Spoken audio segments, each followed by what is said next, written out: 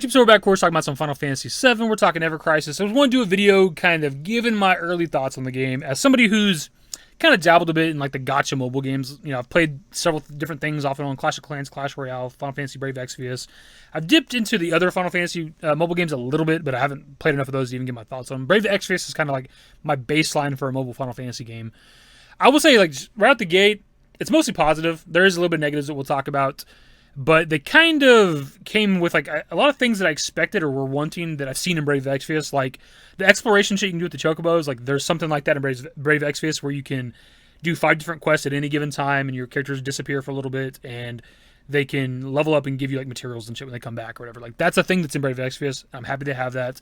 There's like things you can do in the game for free in terms of like free of stamina. They don't cost you anything. Like the story for one, that's great because if you go to something like Brave Exvius, to progress the story costs like your stamina, and you have plenty of items to refill your stamina in that game. It's not a big deal. But the fact that we can do like the chapters and the stories and stuff like that completely free of stamina, that's fantastic. You really only use like stamina on like the other shit, like the solo content that's separate of the story, or like the co-op shit, things like that. That's where your stamina kind of comes in.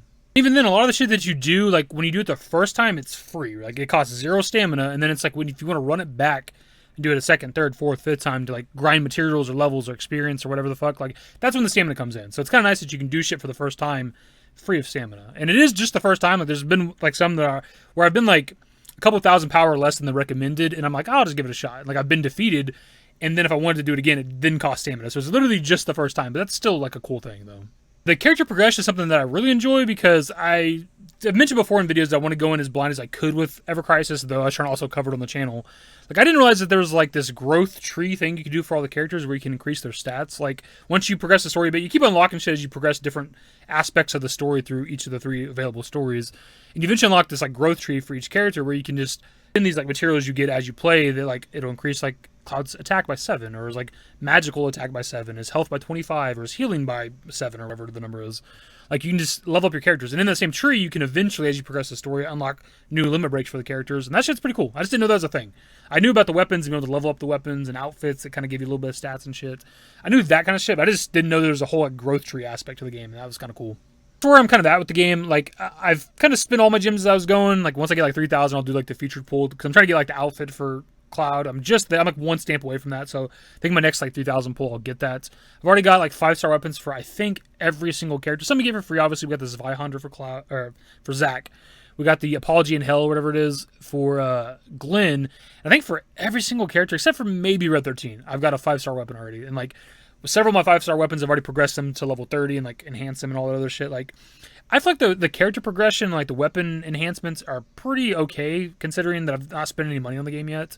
I've seen people complain that there's not enough materials and stuff, but I mean, I've not struggled at all. I could progress some of my weapons up to like 50 or 60 if I wanted to, if I wanted to spend the materials, but I'm just trying to be a little conservative for now.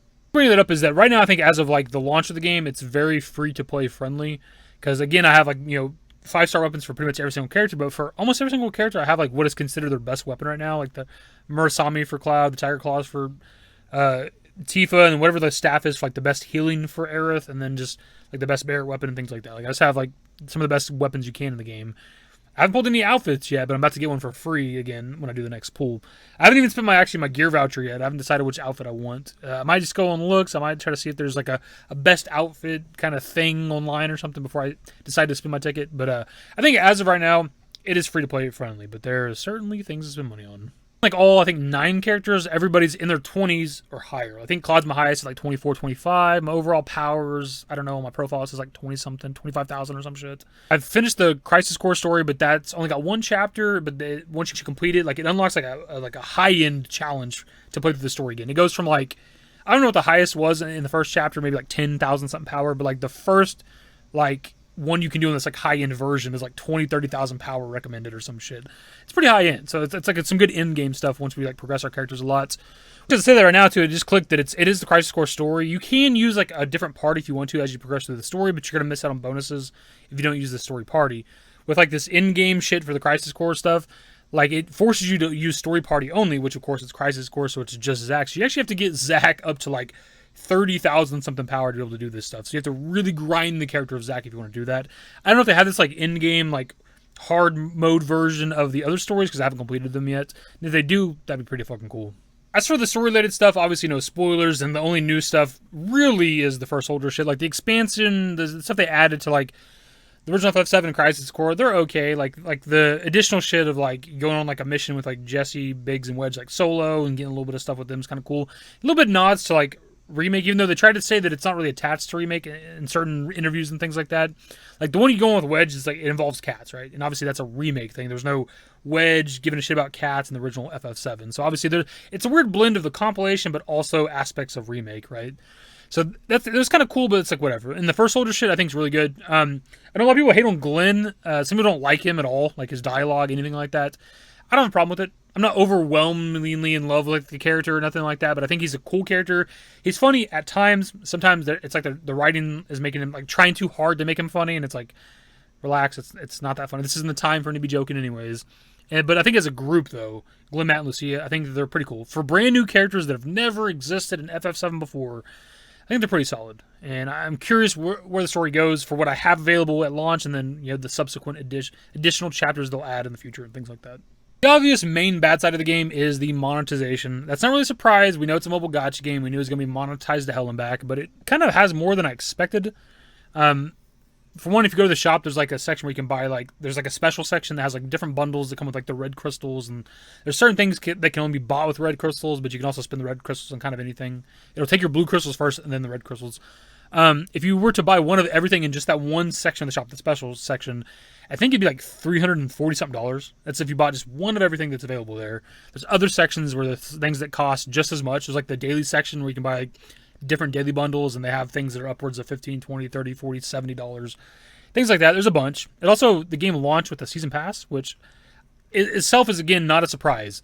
But I don't recall ever hearing about a season pass, and it's kind of crazy that it exists day one as soon as the game starts. Like some games, I don't know. I use like Call of Duty as an example. When Call of Duty launches, depending on the game, there's not always a season pass. Like a lot of games don't start on season one. Like the game will be out for like a couple weeks or a month, and then they roll into season one. And that's when the season pass comes out, or the battle pass, or things like that. So it's a little shocking to see that.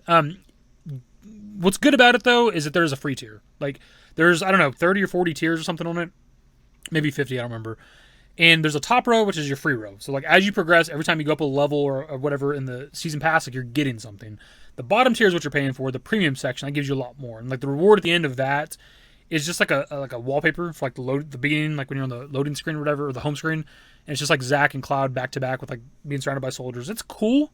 Is it worth like $14, whatever the hell the season pass is worth? I don't know. Like obviously the upgrade items and things you get also extra would be nice. But it's not something you have to do. You can do it completely free. You can play the game completely free. There's shit to get on the top row completely free. So it's not something you have to buy. But I was just a little surprised to see that there was a season pass. Also, let me see real quick. I have a game pulled up right now. There's also let's see what it pulls up. There's like a soldier pass and a boost pass. I don't know if it's going to focus or not. So there's and that gives you like bonuses in terms of what you earn, but I think it also maybe gives you red crystals daily or something like that, or you get the red crystals right out the gates. But there's technically 3 different passes to buy: a boost pass, a soldier pass, and a season pass. And it's like, relax, the shit just came out. So I don't know. The monetization is quite heavy, and as you like do certain shit, it'll unlock something exclusive in the shop for like 24 hours, and you only have that amount of time to buy it. And they are heavily trying to get you to buy shit all the time. So it is pretty fucking aggressive. And it's like the main downside. It's not a surprise. We were ready for this. But it is quite aggressive. I would say, though, that even though there is aggressive monetization right now at the beginning, I would still say it's very free-to-play friendly. Like, again, I'm kind of stuck in certain spots where I need to be, like, stronger. My characters need to level them up, level up their weapons, or hit the growth tree a bit, or whatever the fuck. But, it just takes time. It's not something you don't have to put money into the game at all. Like, I don't think there's anything that requires money, necessarily. And if you get lucky in the shop, like, you're going to pull, like, the 5-star weapons for your characters, and maybe you get the best weapons for the characters. You can also, like, curate what you pull a little bit on, like, the featured section, where, like the shop that has, like, Barrett and Cloud's, like, new outfits and the new weapons, like, you can curate on the bottom left, like, the weapons you kind of want more, and, like, I guess it just gives them better odds or something like that, and that's kind of how I've been able to pull, like, the weapons that I want for each and every character. So it's pretty interesting. I've never seen that before in a mobile gacha or anything like that, where you can kind of, like, give yourself better odds for the shit you want. So that's pretty interesting. The only other negative that I can think of right now would be, like, performance is a little weird sometimes, where, for one, my phone gets pretty hot playing the game, but maybe that's just my phone. It's not, like, a super up-to-date phone. It's got some years on it a little bit. It's an iPhone 10. But it plays just fine for the most part. But every now and then it'll be kind of laggy where like you're tapping on menus, you're trying to back out of shit, and it just kind of doesn't want to work. You got to hit it a few times, or it just takes a couple seconds to catch up. Though it could be a server issue too, because you do see like connecting in the top right corner. So maybe like, I don't know. They didn't for one. They did the beta test on Android. Obviously, they didn't do it on iPhone, so it could be like an iPhone thing. I don't know. Also, like I've had the music kind of skip around. Like when I fire up the game, like the first night it was good when it first launched, and like the next day when I hopped on again to play some, like the music was like almost like skipping in and out on like the main menu. Like it played for like a second, and then like it cuts out for like half a second, and then plays it again. And it was doing that over and over, and it eventually fixes itself. It's not something that's just permanent. Even when I'd restart the game, it'd still be doing it. It eventually fixes itself, but besides like performance issues, it's really just monetization. I'll say to start closing out the video. If you've been put off from checking out Ever Crisis simply because of the monetization, I think you're okay to play it. I think it is very free to play friendly. Obviously, you're going to get pop-ups occasionally trying to get you to buy shit, but you can just exit it, ignore it, pretend it never existed, and continue on. There's plenty of things to get for free in terms of like doing quests and like missions and milestones and things like that. As you upgrade your characters and weapons and things, you'll get free blue crystals and all kinds of other shit. Like, I think it's free to play friendly for now. Now in the future, once they start adding in more like in-game type of content, more new dungeons or whatever the fuck, more new weapons and outfits and things that are kind of required because everything's gonna get power creeped eventually because that's how meta works.